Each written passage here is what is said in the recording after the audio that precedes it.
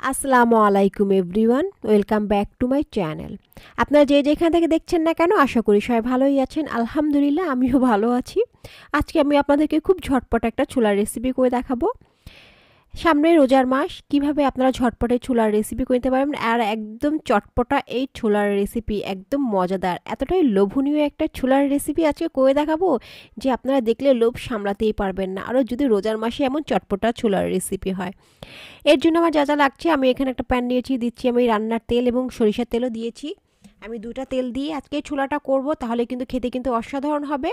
দিয়ে দিচ্ছি আমি জিরার ফোড়ন দিচ্ছি তেলের মধ্যে, তাহলে জিরার যে সুন্দর একটা ফ্লেভার আসবে। দিয়ে দিচ্ছি আমি 3 থেকে 4টা দারুচিনি। দারুচিনিটাও কিন্তু আমি তেলের মধ্যে ভেজে নিচ্ছি, কারণ দারুচিনিতে কিন্তু সুন্দর একটা ফ্লেভার আসে। বড় বড় রেস্টুরেন্টে কিন্তু এভাবেই ছোলার রেসিপিটা করে, কি ওদের ছোলার রেসিপিটা যে এতটাই চটপটা থাকে, একদম মাখা মাখা থাকে। আজকে আমি সেই প্রসেসটাই ইউজ করব এবং সেই প্রসেসেই কিন্তু আজকে আমি ছোলার রেসিপিটা আপনাদেরকে আমি করে দেখাচ্ছি। একবার যদি এই ছোলার রেসিপিটা যদি করেন, তাহলে কিন্তু প্রতিদিন এই ছোলার রেসিপিটা করতে আপনার বাসায় রিকোয়েস্ট আসবে এই ছোলার রেসিপি খাওয়ার জন্য। এখানে আমি ব্রাউন করে পেঁয়াজটা ভেজে নিয়েছি, দিচ্ছি আমি শুকনো মরিচের গুঁড়া, হলুদের গুঁড়া দিচ্ছি আমি তেলের মধ্যে ভেজে নিব, তাহলে কাঁচা স্মেলটা থাকবে না এবং সুন্দর একটা কালার চলে আসবে। দিয়ে দিচ্ছি সামান্য একটু পানি, দিয়ে দিচ্ছি আমি অনবরত ভালো করে নাড়াচাড়া দেবো। এখন আমি অ্যাড করছি আদা রসুন জিরা পেস্ট, চাইলে আপনারা শুকনো উপকরণ হতে পারেন, আমি একসাথেই সব ব্লেন্ড করে নিয়েছি। আমি সামান্য একটু আদা রসুন জিরা পেস্ট দিচ্ছি স্বাদ মতন লবণ, দিয়ে আমি মশলাটা সুন্দর করে ভাজবো। যতক্ষণ না মশলা এবং তেলটা সেপারেট হয়ে যায়, আমি ততক্ষণ ভাজা থাকবো, তাহলে কিন্তু ছোলাটা খেতে কিন্তু অসাধারণ হবে। মশলাটা কিন্তু অলরেডি আমার ভাজা হয়ে গিয়েছে। দিচ্ছি আমি তেজপাতা। আমি ছোলাটা কিন্তু আগে থেকেই সিদ্ধ করে নিয়েছিলাম। আমি সারা রাতের জন্য ছোলাটা কিন্তু পানিতে ভিজিয়ে রেখেছি এবং প্রেশার কুকারে আমি সিদ্ধ করে নিয়েছি একদম অল্প সময়ের মধ্যে। আমার প্রেশার কুকারে সিদ্ধ করতে মাত্র 5 মিনিটের মতনও লাগেনি, যেহেতু আমি অল্প পানিতেই সিদ্ধ করেছিলাম। একদম অল্প সময়ের মধ্যেই কিন্তু আমি সিদ্ধ করে নিচ্ছি।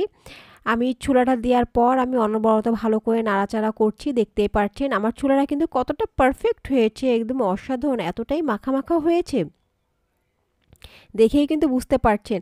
আর সারাদিন রোজা রাখার পর যদি ইফতারের সময় এমন একটা ছোলার রেসিপি হয়, তাহলে তো ইফতারটা জমেই যায়, অসাধারণ লাগে। আমি কিন্তু বাসায় কিন্তু প্রায় সময় এই ছোলার রেসিপিটা করি, বাসার সবাই প্রশংসাই করে এবং আমার কাছে রিকোয়েস্ট আসে এই ছোলার রেসিপিটা করার জন্য। খুবই ভালো হয় এবং টেস্টটাও অসাধারণ হয়।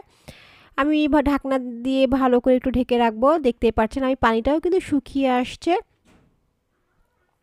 আমি ভালো করে সুন্দর কিন্তু একটা ফ্লেভার আসছে, যেহেতু আমি দারুচিনি দিয়েছি।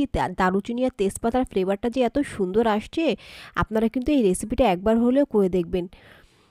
না করলে কিন্তু বুঝতে পারবেন না যে আমি বাস্তবে কতটা সত্য বলছি। আমি কিন্তু ভালো করে নাড়াচাড়া দিয়ে নিই। আমার ছোলাটা কিন্তু অলরেডি হয়ে গিয়েছে। দিয়ে দিচ্ছি আমি ধনিয়া পাতা। একদম ঝটপট কিন্তু আমি ছোলার রেসিপিটা করে নিয়েছি, কোনো রকম ঝামেলা ছাড়া। আমার মশলাটা আমি এত সুন্দর ভেজেছি যে আমার কিন্তু বেশিক্ষণ আর রান্না করতে হবে না। আর ছোলাটাও যেহেতু আমি ভালো করে সিদ্ধ করে নিয়েছি, আমি আপনাদেরকে সার্ভ করে দেখাচ্ছি কতটা পারফেক্ট হয়েছে। আর বন্ধুরা দেখতেই পাচ্ছেন আমি কিন্তু খুব ঝটপট তৈরি করে নিয়েছি। আমি আপনাদেরকে সার্ভ করে দেখাচ্ছি। একদম মাখা মাখা এই ছোলার রেসিপি আমার কাছে কিন্তু খুবই ভালো লাগে, একদম অসাধারণ হয়।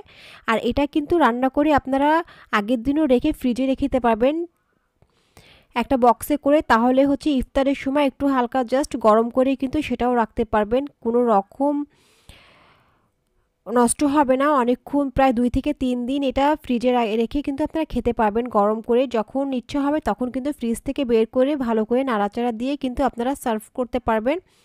আর উপর থেকে আমি একটু দিয়ে দিচ্ছি শশা। এখানে আমি শশাও দিতে পারেন, ক্ষীরাও দিতে পারেন। আমি এখানে ক্ষীরা দিচ্ছি, যেহেতু ক্ষীরার কিন্তু স্মেলটা অনেক সুন্দর হয়। আর ছোলা হোক বা ইফতারে কিন্তু ক্ষীরাটাই বেশিটা পারফেক্ট হয়। দিয়ে দিচ্ছি উপর থেকে আমি পেঁয়াজ কুচি। উফ, অসাধারণ এই ছোলার রেসিপি।